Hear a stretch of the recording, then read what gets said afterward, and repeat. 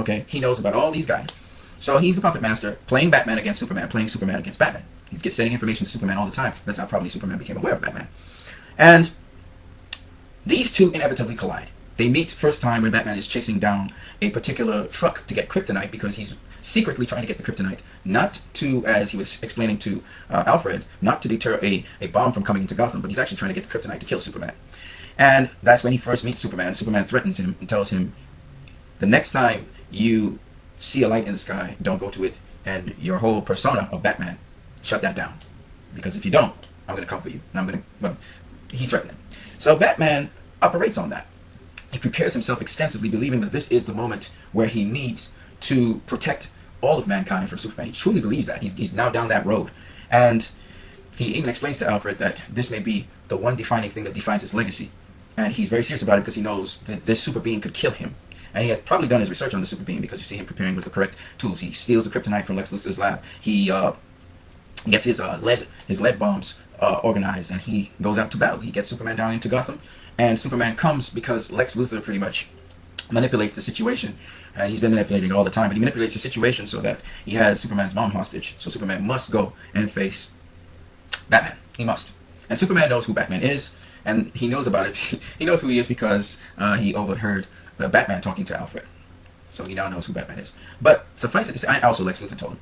But Superman now goes to Batman, but Superman does not want to kill Batman. Okay? Superman was initially threatening Batman, and he really meant what he was saying. But this time, when Superman is coming to Batman, knowing the full story, Lex Luthor reveals the whole plot that he had from 2 years ago. He knows he's going to Batman under duress, and so he's hoping he can talk about Batman, but obviously Batman's mind is set one particular way. And so, at the end of the day, Batman is fighting him, and there's nothing Superman can do about that, so he tries to fight off Batman, stave him off, and eventually Batman wins the battle between himself and Superman. But what is interesting, again, in this choreography is Batman beating Superman, and you can feel the murderous spirit of Batman. Batman is losing himself. His hopelessness has come to its pinnacle, and he believes in the false hope of the Bat. He's now become completely the Bat. He's no longer a man. And the irony of the situation is his whole rant is about now seizing the moment, seizing what you need, because he believes in his heart that the only way to get change is to force change, to impose yourself, to make change. This is a strong belief now. That's why he's so brutal. That's why after the Metropolis incident, he is also willing to kill and break his code, use whatever means to destroy people. And this is epitomized in the fact that he's saying, my parents were taken from me. Your parents weren't taken from you. They were able to nurture you. Mine was taken from me. And he says, you have to take back what is taken from you. So he's going to force it. And he also continues explaining, continuously telling Superman that he's not a man. He's not a man. Men are brave. Meaning, I am brave. You're not brave. You have all the powers in the world. When your powers are stripped, you are afraid. And he explained that when Superman was inhaling the kryptonite gas. He was emphasizing that, yes, you feel fear. Inhale the fear. So Batman, throughout, and then he finishes off his speech by telling Superman, you're not a god. You're not even a man. And he's teaching Superman what it is to be a man. And he goes to kill Superman, and Superman basically blurts out that Lex Luthor has Martha, and that please save Martha. And this is very, very disturbing to Batman because this is the core of what Batman is built on. His hope fell because his mother died, and he witnessed his mother die, and his father, called out to her. And so Batman is stunned by a whole set of information that Superman was trying to explain to him from the get-go, but couldn't. And so Batman is pretty much stunned at this point. And he said, what did you say? Because the name Martha really resonated with him, particularly because of the context of the beginning of the film and the death. And of course, Zack Snyder and company, they recapped the whole incident so you could feel it. And you really would feel it. I wasn't really brought to tears in that part of the movie, but I did definitely feel it. And basically, while it's the source of comedy and jokes, which is funny, really, it is somewhat funny, but the gravity of it is that is the turning point where Batman actually is beginning to relive the whole reason he became Batman. So Batman is going through all kinds of psychological hills and valleys at that point in time. He's seeing a lot of things. I would input that he's probably seeing Robin die. He's seeing the people from Metropolis die. He's seeing that his method is not working. Like the method that he explained to Superman, that you force a reality, is not working. And Superman is sort of almost calling out and pleading with Batman, you can kill me, but don't let my mother die. And it's serious. I mean, I don't know how else to say it. It's deep that this guy is still thinking about another person while he's about to pass.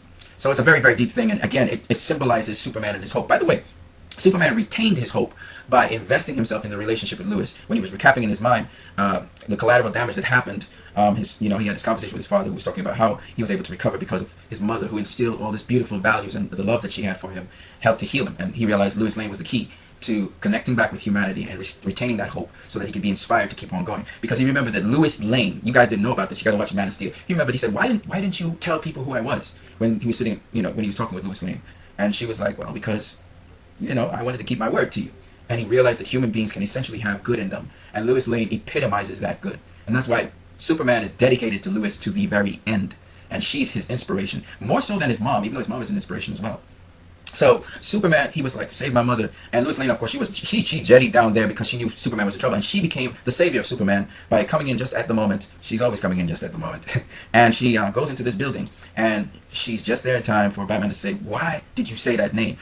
Have you ever had a moment where somebody's speaking to your insides, where somebody's talking to you? It's almost spiritual, where somebody says something that you were just thinking on, reflecting on, and it jolts you. This is that moment. And Lois Lane comes in, and he says, who is Martha? And she's like, Martha is his mother. And she looks up, because you can see she's afraid of Batman. She's placating him. And Batman is totally messed up. He's starting to process what they're saying about Lex Luthor, what Superman initially said. And he realizes what he's about to do, and he totally gets back his moral values, and he totally distances himself from it by throwing the spear away. And so basically that's just where Batman regains this. He regains justice. He realizes he's not doing justice anymore. He regains himself. And it's all because of Superman, and this is why this glyph is inside of the bat. So that's basically Batman v Superman right there. And V there stands for and Superman. So we begin with the hope of Batman, which is a false hope, which Lex Luthor preys on when the situation exacerbates. And we reach the true hope, which is redemption for Batman. And Batman, for the first time, gets a chance to redeem himself and to save his mother in this particular period. So that when they finally rehash and talk amongst one another, Batman forms a strategy. He's like, you go off to deal with Lex Luthor and the ship, and I'll take care of your mother. And Superman's like, no, I want to take care of my mother, because Superman's attached to his mother. And Batman's like, no, you go ahead and handle that stuff at the ship. That's maybe too much for me. And Martha will not die today. And I think Batman basically is saying, symbolically, that he's finally found that light, the true light. He's finally got that hope he was hoping for, to right wrongs, to justify it. And so he goes in there. He's still using Batman's still using brute force. What's funny is Alfred's listening to this whole thing all the time. So Alfred's in the background listening to everything, because Alfred's tuned up with Batman all the time. Alfred's listening to this whole thing in the background, and Alfred, when he realizes that Superman's mother's in danger and so on, Alfred puts two and two together, and he's able to track the same. Well, you guys don't know this, but he was tracking the guy who Batman was tracking. So he was able to find where Martha would be located. And so he's able to set Batman straight on the path to find Martha. They had very little time. I think they had about 5 minutes to get to her. And so Batman exercises Batman, but this time Batman for the purposes of redemption, for the purposes of deliverance. And so we see Batman in action. But so you see the justice part of Batman. And it's an irony, because Batman is a criminal. This is the irony of the situation. But because Gotham was so dirty, this criminal actually had values. And even though he worked outside of the law, he got the job done that the people who were inside of the law could not do. But he could not afford to stick around police and take pictures and stuff like that. He would be arrested. So he had to work in the night, in the shadows. And this Batman, he basically did that as well. But moving on. So Batman gets hope. But in so doing, this Batman, on his journey to getting hope, was also influenced by Wonder Woman. Because Wonder Woman, even though she wasn't Wonder Woman, she was Diana Prince, he began to realize that people can be trustworthy. Where Wonder Woman, she stole something from him, which he was stealing from Lex Luthor, and she returned it. And it was intriguing to him, because she got his attention from immediately in the film. But it was intriguing that he was able to see, and then he discovered that Wonder Woman was a metahuman or a superhuman.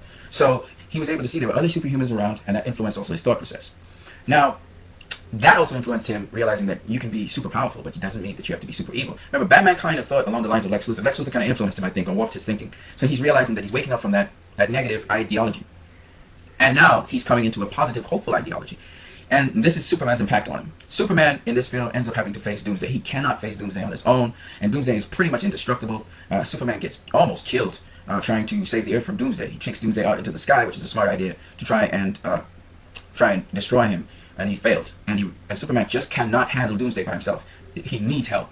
And Batman, realizing that, he couples up with Superman, and he tries to fight Doomsday as well. And he fails. And Doomsday's about to kill Batman. I make you no joke. And Wonder Woman appears on the scene. And Wonder Woman, now we see Wonder Woman come out from the shadows. So now, Diana Prince, she also has hope. A certain measure of hope that Batman helps her to see. And he inspires Wonder Woman to come out of the shadows and be who she is. And so I mean, if Wonder Woman alone was fighting Doomsday, I think she'd take him down. You know what I mean? She's bad, okay? She is definitely the baddest fighter in the Justice League. I mean, she is bad. You beat Wonder Woman, you have to be